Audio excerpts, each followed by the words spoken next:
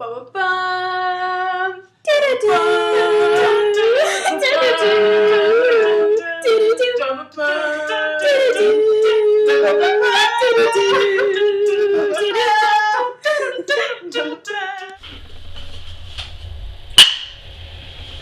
Hello and welcome to BBC News. I'm Sean Burgundy. And I'm Walter Barbara.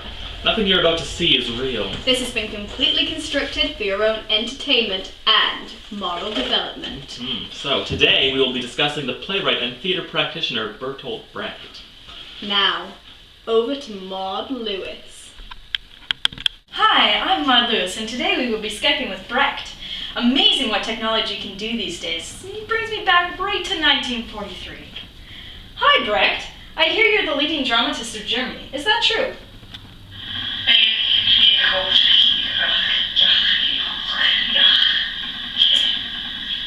When were you born, and where was home for you?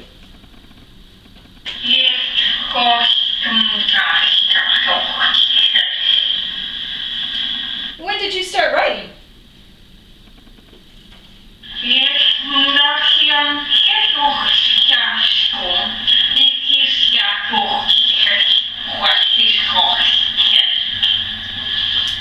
Is it true that you were drafted in 1918 after the First World War?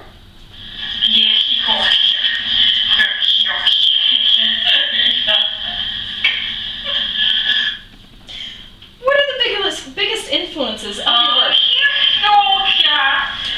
work? So I'm here about the good person of Szechwan. Can you tell me a little bit more about that?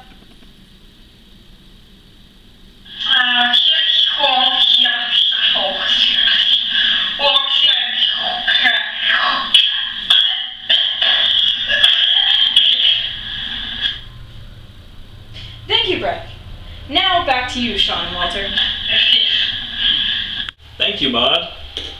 I can't believe she really met Brecht. I know, technology these days. My goodness. And what I want to know is what was Brecht's work like? Well, Walt, our cameraman just happens to know a lot about his plays. Epic theatre is a genre of theatre that uses alienation in order to make the audience focus more on the message of the play. Brecht was famous for using this theatrical style. Some methods that Brecht used included having signs on stage saying what things were and where people were, and he even had some of his actors do costume changes on stage right in front of the audience. The point of this style was to alienate the audience and make them remember that they are watching a play in order to remove emotional attachment to the characters and the play and make the audience focus on the message. Sarah, shut up. You mentioned the good person of Szechwan. Tell me more about that. Over to our British friend. Oh, hello. Come in. Take a seat. I've got a story to tell you. Our story begins in Szechwan, and three gods are visiting, looking for somewhere to stay. The three gods believe that there are no good people left in the world, and they are searching for them.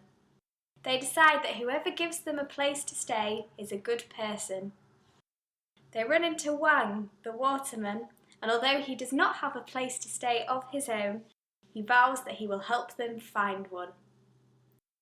They knock on many doors in the city. The only person that will let them stay is Shente, a poor but kind prostitute. To thank Shente for her kindness, the gods pay her a large amount of money. With the money, Shente opens a tobacco shop in one of the poor areas of the town. However, people begin to take advantage of her situation.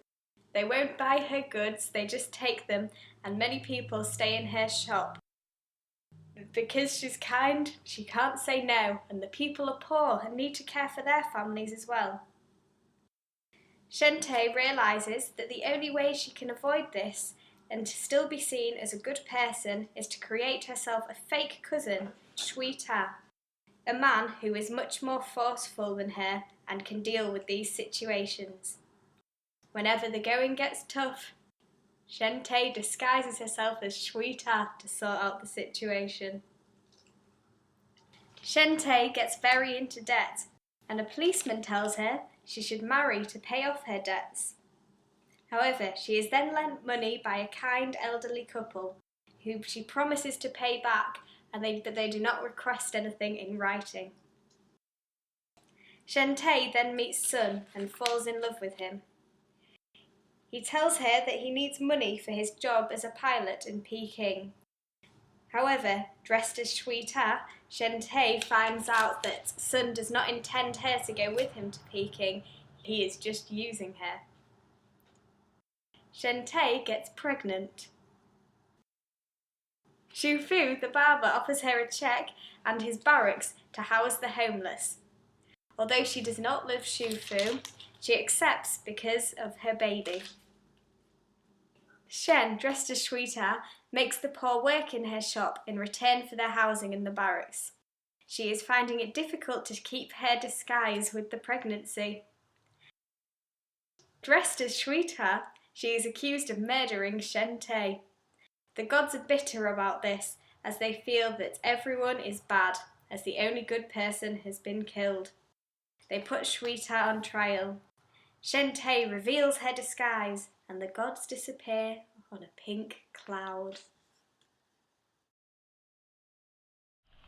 And now let's have a look at the issues raised by the play. Now we look at religion and morals, what it is to be good, and how the gods are disconnected and unaware of the issues of the poor. We also look at economics and the disparity of wealth. People are poor because they don't work, but also they can't get jobs, so they remain that way.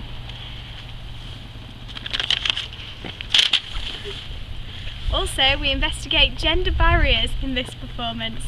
Shente is seen as good as a woman, known as the angel of the slums. However, she only attains power when she is dressed as a man. All characters are very concerned with their reputation.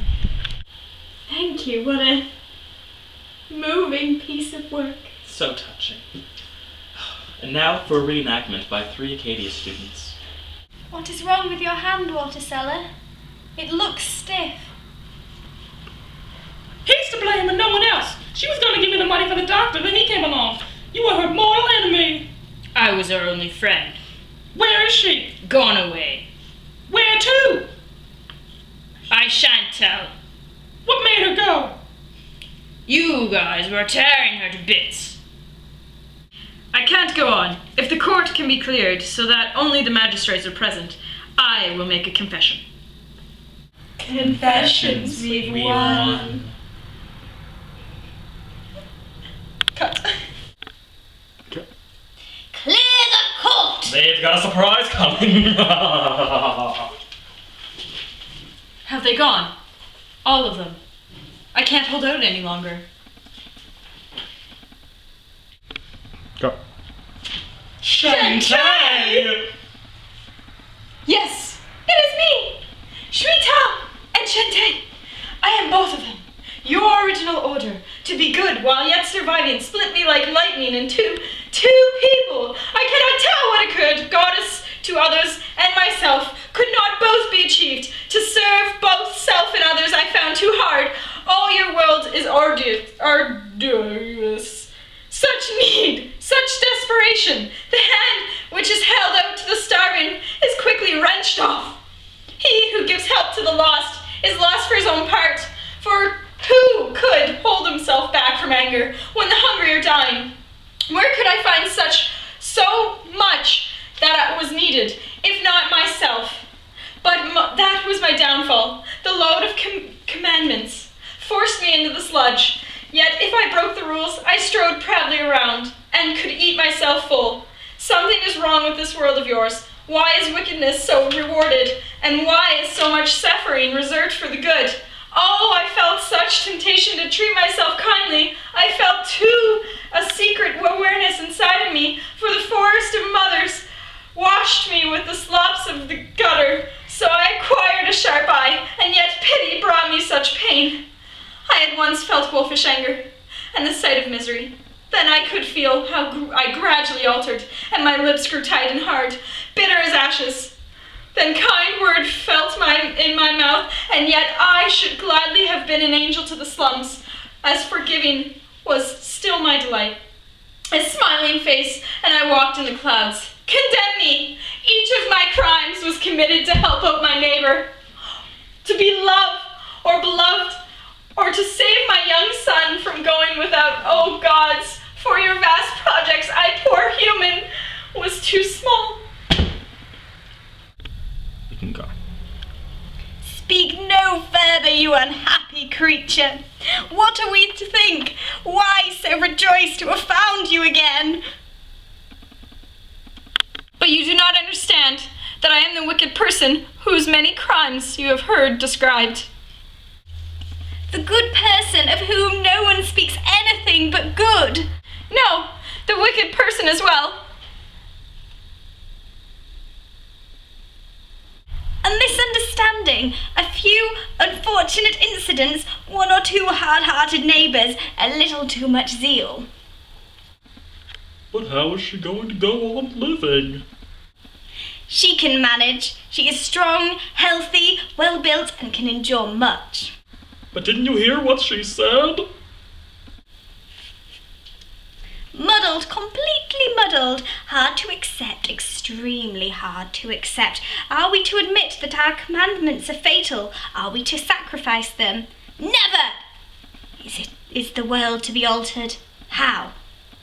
By whom? No. Everything is as it should be. Now we return to heaven. This little world still fascinates us. All its joys and hurts encouraged us or caused us pain, and still we gladly think away beyond the planets of you, Shente, the good person we sought, who makes our spirit manifest down here, and through this bitter darkness bears the tiny lamp. Farewell! Good luck. Oh no, illustrious ones, do not go away. Don't leave me. How am I to face the two good people who lost their shop, or the water seller with his stiff hand? And how can I protect myself against the barber, whom I don't love? And how against son, whom I do? And my body has been blessed. Soon my little boy will be here and wanting to eat. I cannot remain here. You can still manage. Only be good, and all will be well. Show your respect. The gods have appeared among us. 3 of the mightiest gods have come to Szechwan in search of the good person. They thought they had found one, but... No, but here she is. Show us her! She was not dead. She lay hidden. She will remain among you, a good person. But I must have my cousin. Not too often. Once a week anyway. Once a month. That will be enough. Oh, do not go away, illustrious ones. I haven't told you. I need you terribly. All too long on earth we lingered. Swiftly droops the lovely day. Strictly studied, closely fingered. Precious treasures melt away. Now the golden flood is dying. Will your shadows onward press? Time that we two started flying Homeward to our nothingness. This has been BBC Brechting News. Thank you for your time. And good night, friend. Bye-bye.